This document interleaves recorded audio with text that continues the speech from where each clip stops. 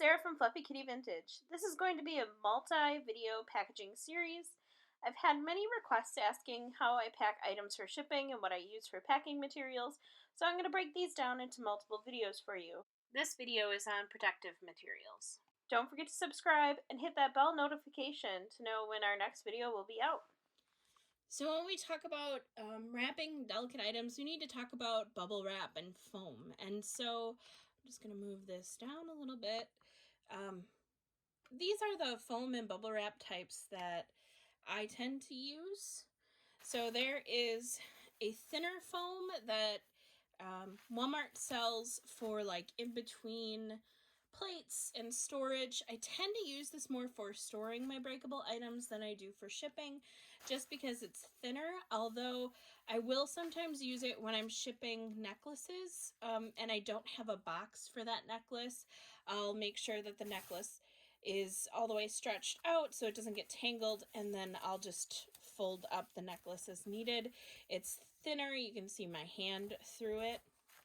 What I do like to use for, sometimes I'll use them for like salt and pepper shakers, but I'll tend to use the thicker foam. And I'll just show a comparison. So in my left hand, the thinner foam, in my right hand, the thicker foam. This is like probably 1/4 of an inch. I tend to use the thicker foam sometimes for Christmas ornaments, salt and pepper shakers, but this isn't the only material that I use when I'm wrapping those, and I'll show you that in a second. And it all depends on the year.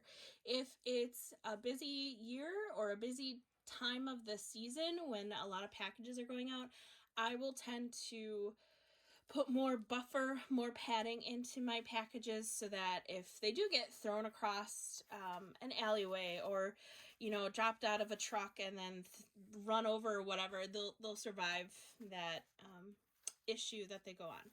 So this is a thicker padding that I use. I get this, technically it's Uline, but I buy this from a shipping place that's near my house. But I will link the links to all of where I get all my stuff so that everybody can get it. So the stuff that I'm using, anybody can get. I just source it a little bit differently.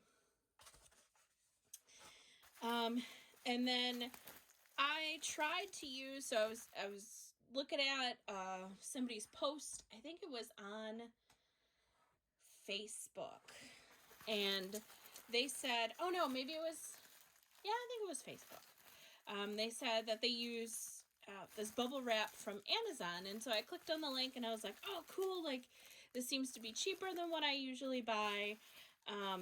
Maybe it'll be a better deal for me. It's a little bit smaller piece than I like to work with on the roll, but I can deal with it, right? Some things I don't like about it. One, it's hard to rip off. So when you're ripping a piece off, you tend to pop a lot of the ends. And then another thing I don't like is not all of the bubbles are filled with air. Like it automatically comes with defects. So I don't like using, I decided I don't like using this type of bubble wrap. I will use it, but I'm finding that I have to use double or triple the amount that I would normally use. If I was using this, which is from Uline, this is also same size bubble wrap. It's just a hardier, seems to be a hardier plastic. It's easier to rip off of the roll. And I get the 12 by 24 inch, which means it's a longer piece.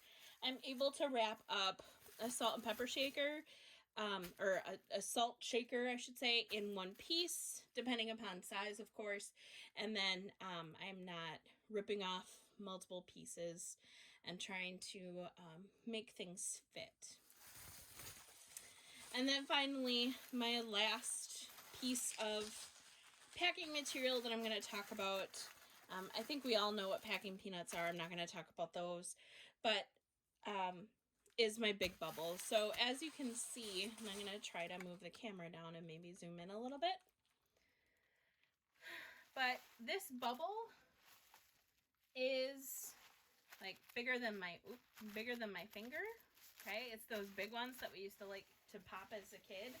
And if we compare it to the little bubble wrap it is a totally different size.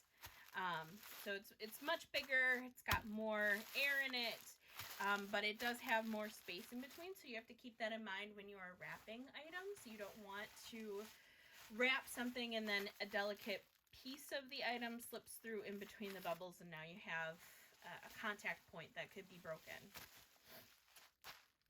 So let's practice wrapping our delicate items and boxing them up.